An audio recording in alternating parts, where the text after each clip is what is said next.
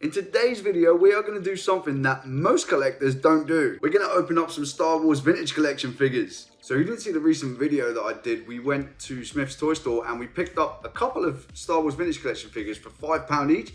Absolute bargain.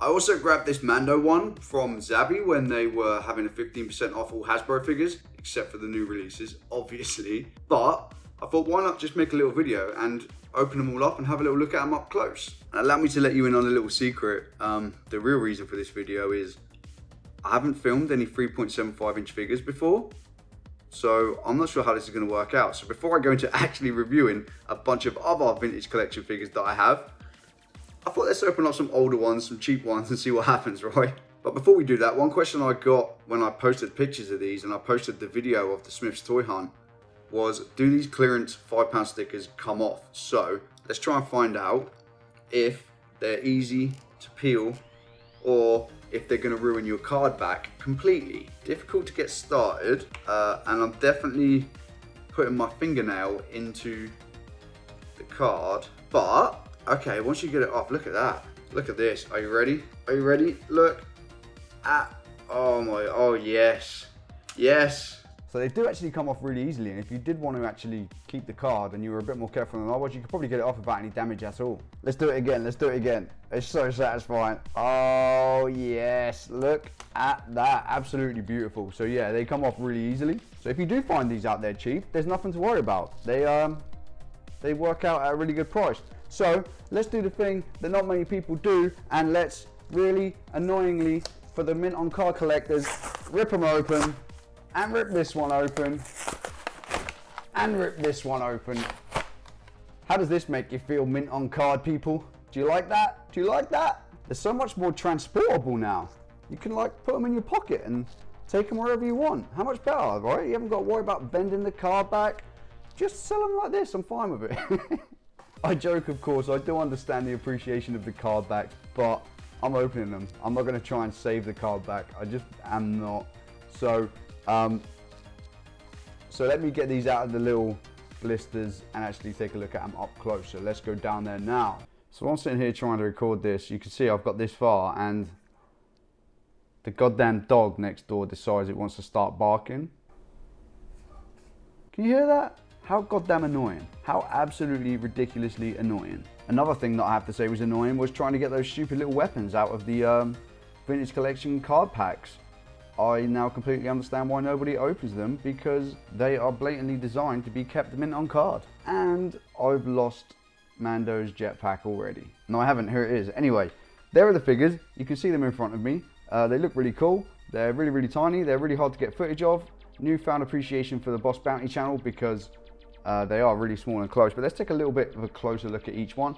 Let's start with the Bespin Leia. It's a pretty decent face sculpt, right? It looks good. I like it. She comes with is it an E11 blaster, I think? I don't know all the weapons, but I'm fairly sure that's what it is, right? Looks like what a Stormtrooper has. And various little details. It's hard to get the exposure right on this being white, but it's kind of a creamy white color in real life. And it's got minimal articulation, as I'm guessing most vintage collection does. I haven't opened a vintage collection before, but we've got sort of nearly 90 degrees on the elbows. We've got minimal ball joint shoulder going on. Some rotation on the head, which is nice, right? A little bit of up and down. We've got the waist swivel, and then we've got about that much in the leg. We've got some really fragile feeling feet that don't have a lot of motion in them at all. And the other thing that I learned about vintage collection from opening these for the first time is they're really hard to stand up. Now I understand why we need stands. The second one, again, really awesome face sculpt considering the size. Look at that. That looks real, right? That looks stupidly real, even on camera. I love it. As you know, I'm a massive fan of episode 1. You can hate me for it, you can love me for it, but that is a really cool Queen Amidala figure. The thing that's really strange about it is these bits. You know, you can't really, what are you gonna do? Have her walking around? You can't really pose her, right? Is she gonna walk around with her flappy wings going on like this?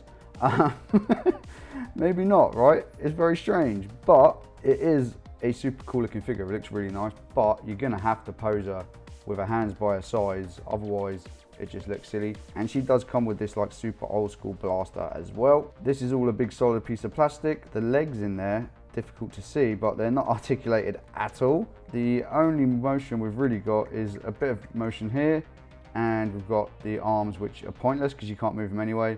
And then you've got some decent head movement on there as well. She can look up, she can look down. I think she looks best looking down. It seemed to be how she was always sort of walking around with her head down in the movie, right? And then finally, we got onto the Beskar Mando. And he's very shiny and reflective, as you can see off the glares from his Beskar armor. My lighting is quite strong, and I didn't plan for that because when he's far away, that wasn't, okay, maybe it was happening. Do I need to clean the lens or something? There you go, that's better. Maybe I should have done that first. The reflection was completely because my lens was disgustingly dirty. Anyway, there he is, the Beskar Mando. He comes looking all awesome and badass, and he comes with a blaster which is bent. They're quite squishy and soft, easy to get in their hand, unlike that Fortnite figure that I opened the other day. And then he comes with his big pulse rifle on his back, which you can take off. It has a little peg, exactly the same as the Black Series version. Has the little peg on the back there that you can just pop in. And then the alternate thing to do is to take this jetpack and pop that onto his back like this. So he has a jetpack on. However, you can't put the rifle and the jetpack on at the same time. So he's either flying like this,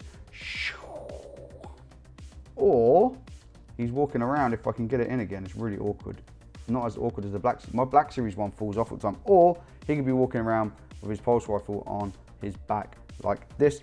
But he looks super, super cool. And he has some like crunch. I'm guessing this is maybe because it's a newer figure. He's got the crunch on there as well. Much better articulation, good head articulation again. He can look up, he can look down a bit. It's a bit restricted by his cape, and his legs seem much better too. Like, he seems just way more articulated. The feet are way more articulated. Maybe not. They're not really. No, I lied. It just feels more articulated than any of the others. Obviously, the Queen Amidala is not very well articulated at all, basically due to her outfit, I would say, more than anything. There's a thigh cut on the Mando, and the Leia, she only has like old Star Wars figure articulation, right? Like that hip joint and a knee joint. Whereas the Mando has like a full, he can twist his leg. He can put his legs outwards as well as up and down. Way more motion in the legs there. Like, don't know if he'd ever walk around like that, but it's okay, just to prove a point, right? And he's really, really hard to stand up, as you can see. Stay there, buddy. Stay there, buddy, you got this. So there we have it, my first 3 vintage collection Star Wars figures, all lined up in a row, looking super, super cool. Can't wait to open way more. I will go into way more detail on the other ones, but I just wanted to open some up, show them off, and really I wanted to play with them myself and see what it was like to try and film. Mando's dead. To see what it was like to try and film 3 3/4 inch figures, because I haven't done it before, and it's difficult, yeah, especially when you start trying to touch them and hold them up close. It's really, really hard to bend anything without completely obscuring it with your hands. So I'm gonna have to work on that a little bit before I open the rest of them. We've got Bo-Katan, we've got some other ones as well that we're gonna open up on the channel. But for now, that's me out of here. If you want to watch another one of my toy collecting videos, click on the one on the screen right now. And until next time, me and my dead Mando are out of here. Peace.